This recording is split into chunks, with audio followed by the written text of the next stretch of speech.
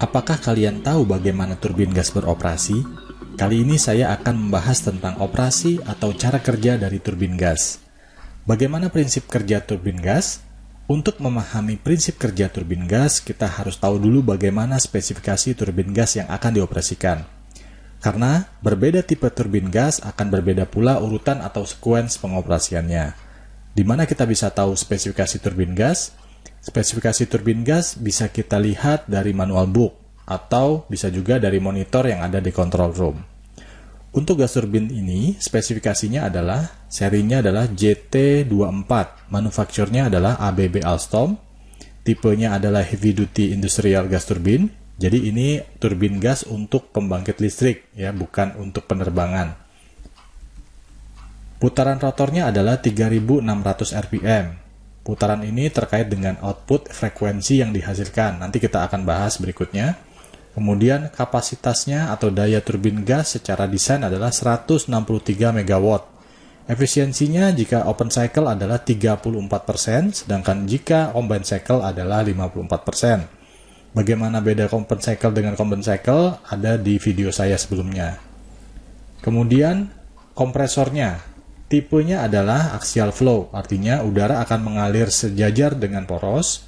Kemudian kompresor ini memiliki 22 stage atau 22 baris blade dengan flow rate sebesar 368 kg per detik. Tadi karena stage-nya 22, maka kompresor ini memiliki kompresi rasio sebesar 30.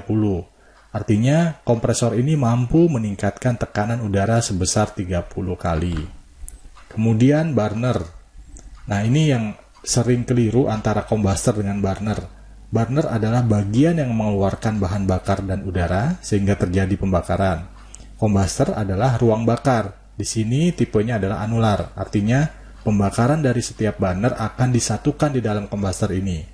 Terdapat dua tingkat burner, yaitu EV burner sebanyak 30 burner dan SEV burner, yaitu sebanyak 24 burner. Untuk pembakaran awal digunakan ignition torch. Ini adalah sebagai pemantik api pada awal pembakaran.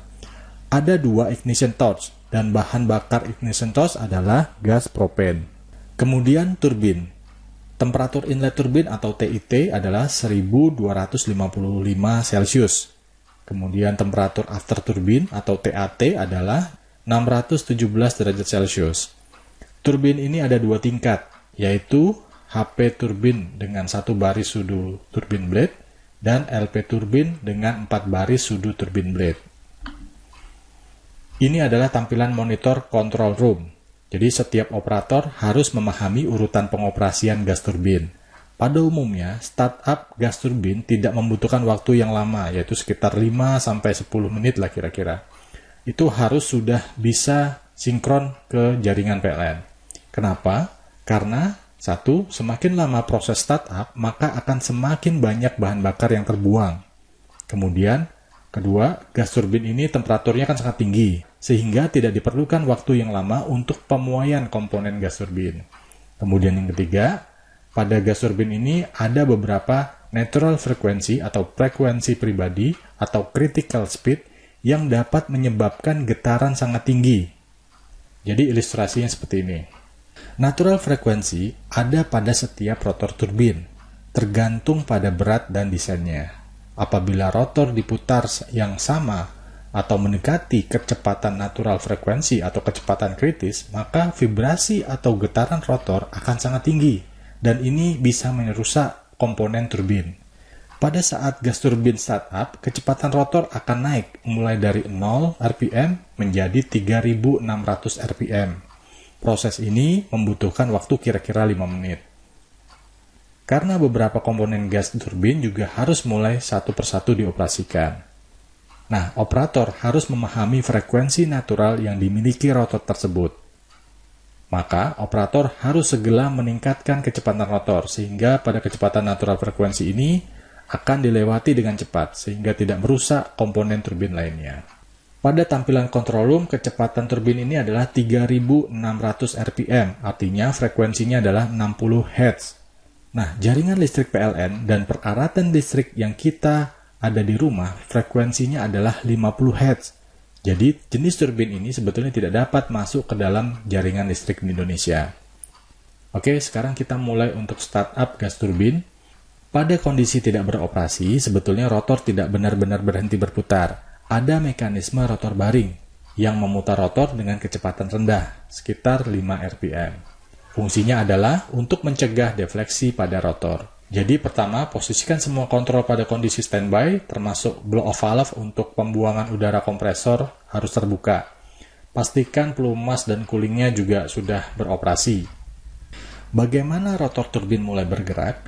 Apabila ada yang menjawab dengan udara hasil pembakaran, maka jawaban itu keliru. Sebelum terjadinya pembakaran di dalam kombustor, rotor turbin harus diputar pada kecepatan tertentu. Lantas, bagaimana cara memutar rotor turbin? Tipe generator pada turbin ini memiliki sistem SFC atau Static Frequency Converter. Fungsinya adalah mengubah generator menjadi motor. Sehingga, pada saat startup, dibutuhkan listrik dari luar untuk memutar rotor pada saat startup. Saat rotor sudah diputar, maka kompresor akan mulai bekerja. Udara dari inlet ducting akan dinaikkan tekanannya. Nah, di video ini sebetulnya ada yang kurang. Jadi, sebelum adanya pembakaran, udara kompresor ini sebagian harus dibuang melalui blow-off valve.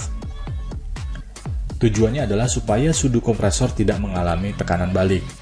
Kemudian, sebagian udara kompresor akan digunakan sebagai cooling atau pendingin komponen-komponen yang ada di kombustor. Sebagian lagi digunakan dalam pembakaran.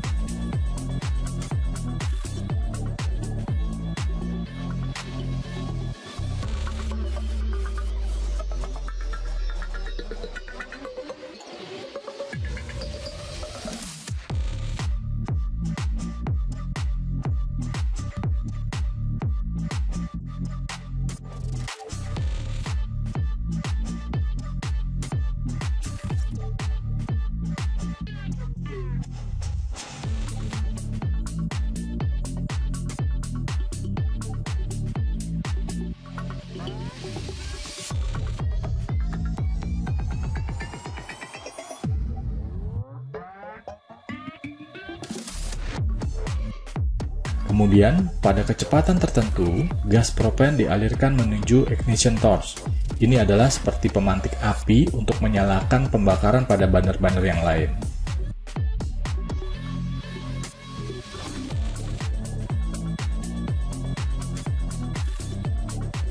Pada kecepatan 1500 rpm, sebanyak 2/3 burner akan menyala dan ignition torch akan dimatikan.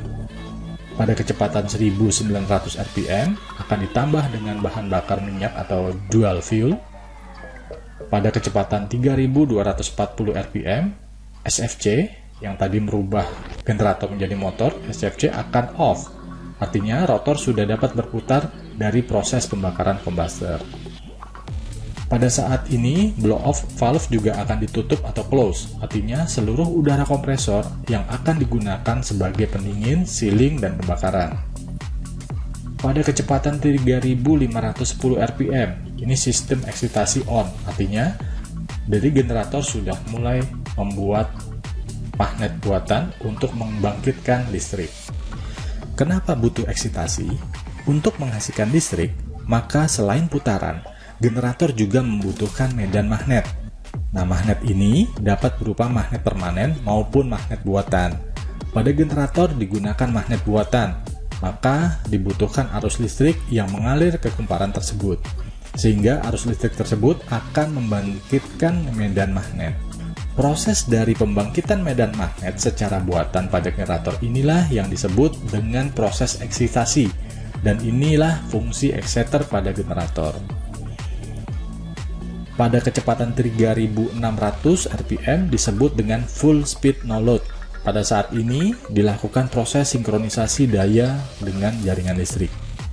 Setelah proses sinkron, maka turbin gas akan mulai dinaikkan dayanya secara bertahap. Proses menaikkan daya ini dilakukan dengan mengoptimalkan pembakaran pada burner. Untuk turbin ini mulai dinyalakan SFC burner, sehingga akan meningkatkan daya putar pada LP turbin.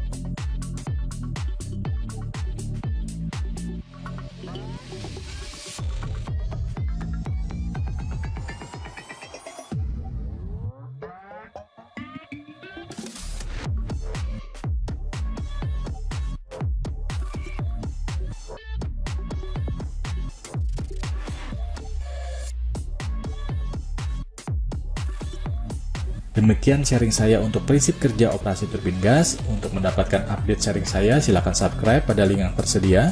Atau jika ada komentar atau diskusi, silakan komen pada video ini. Terima kasih dan semoga bermanfaat.